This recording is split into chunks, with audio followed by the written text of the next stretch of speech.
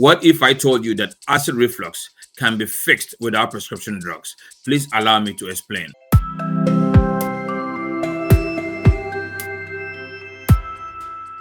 My name is Dr. Ennin, doctor pharmacist and a functional medicine doctor. And again, welcome to the channel. So what is acid reflux? We spoke about acid reflux and what primarily drives acid reflux. And I mentioned that it's because of chronic consumption of carbohydrates. And acid reflux is simply when the content of the stomach comes inside our mouth. And that is because of low stomach acid and not too much acid, as we have been made to believe. Now, in the stomach, the job of the stomach is to chew and macerate the food that we eat so that we can assimilate it in the small intestine and get the nutrients out of it. The stomach is supposed to be acidic, between a pH of 1 and 3. But before I get in there, I want to talk about three structures in the stomach. The stomach is supposed to have three structures. The first one being acidity. Underneath acidity is the gastric mucus, and underneath the gastric mucus is the tissue, or the gastric tissue, or the stomach tissue. We need acidity to produce the mucus, which forms a protective layer underneath the skin. Without the mucus on top of the gastric tissue is going to burn. So we need three layers, and I want to use this to make that illustration. So this will be the acid. Underneath that is the mucus or the mucosa, and then the gastric tissue. So we have these three structures in the stomach. We need to have acidity in order to be able to produce the gastric mucus. So when we lose our acidity, we are unable to make the mucus. And if you are unable to make the mucus, it exposes the gastric tissue, and anything acidic, anything spicy will cause it to burn. So the stomach is supposed to be acidic. That's how God designed it. We need to have an acidic stomach between a pH of 1 and 3. Now let's get back into our basics from school. We have a pH scale between 1 and 14, with between 1 and 6 being very acidic. Towards 1 is more acidic. Getting to 4 and 5 are still acidic, but not acidic as when it's close to 1. Anytime you go beyond 7, it gets alkaline. We want the stomach to be between a pH of 1 and 3, and that's when we are able to break down the food and enjoy the nutrients out of it. Now, when we eat, we shift from a pH between 1 and 3 to about 4 and 6. Then in about 15 to 20 minutes, we go right back to where we started to maintain our acidity and to maintain the production of the gastric mucus. And that's how it's supposed to be. But chronically eating the carbohydrates, chronically eating the bad food causes us to stay between the range of 4 and 6, which is still acidic, but it doesn't work, and it burns and it hurts. So when you stay between this pH of 4 and 6, it's when you go to your doctor and complain. And guess what? He gives you the proton pump inhibitor or the H2 antagonist, which is the famotidine group. What this does is that it shifts you from the pH of 4 and 6 to more alkalinity between 8, 9, or 10, or even 14. At that point, it doesn't hurt and it doesn't burn, but it doesn't work. So at that point, you still be having reflux, but it will be alkaline reflux because it's not acidic, so it doesn't burn your throat, and you may still be coughing, you may still be having the reflux, but it does not hurt. And that's why people get stuck in this mode. But once you are this mode, guess what? You lose the production of not just the acidity, you lose the production of the gastric mucus. Keep in mind, we need to have acidity in order to build up the mucus. And guess what? At this point, you have lost the protective layer on the gastric tissue or the stomach tissue.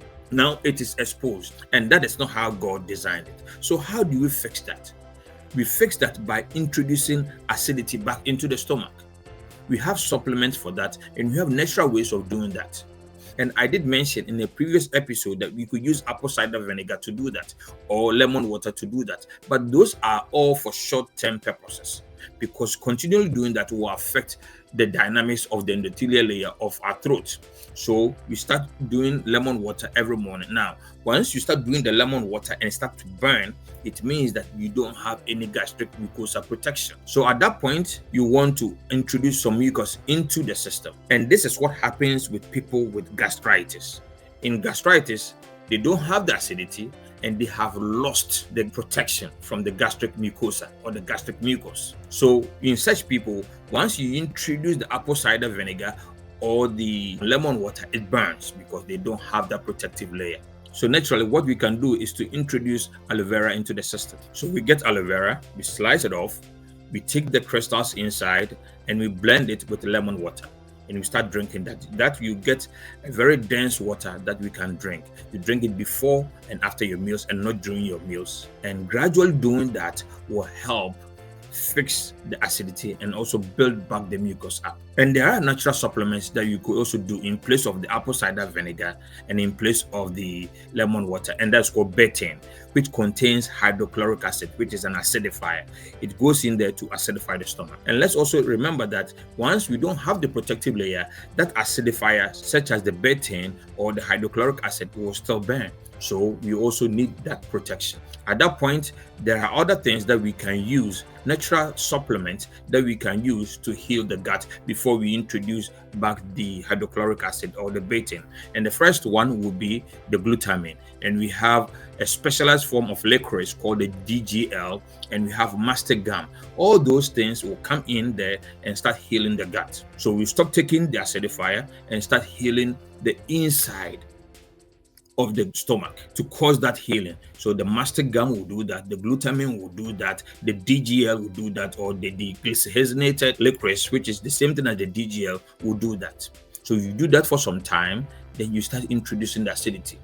And sometimes when you start doing that, it will hurt a bit. So in practice, I have 3 products I use: Gastress, High Pep, and Chlorophyll. So I introduce that into the gut for about 2 weeks to about a month. Then I start bringing in the acidity. And this is just going to be a recommendation that I'm going to give. Now, let's keep in mind that by taking those drugs, we have been in the alkaline part of the scale. So by introducing the apple cider vinegar, the lemon water, and the aloe vera, we are shifting from the alkaline part to the acidic part. Let's say this, you start doing it before and after meals, and maybe you go and eat something within a week. Then at that point, you take the proton pump inhibitor or the antacid, whatever you are taking, then immediately you start doing what you're doing, the before and after. But if you're able to go more than a week or 2 without taking or needing the proton pump inhibitor, and let's say you go and eat something that hurts, at that point you have gone a week or 2 weeks without it, don't go back to taking the PPI or the proton pump inhibitor.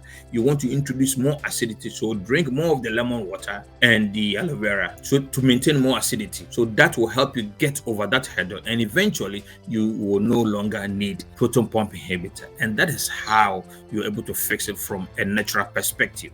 In practice, I use a specialized product by healing the gut first, which is the Gastress, the High Pep, the Chlorophyll. Then I introduce a particular product called the Zypan, which is an acidifier plus digestive enzymes, and that works great. So that is how it's supposed to be in terms of restoring acidity back in the stomach. Keep in mind that proton pump inhibitors were not designed to be used more than 6 months. So if you have used it more than 6 months, it means that you have been in the alkaline part of town for quite too long.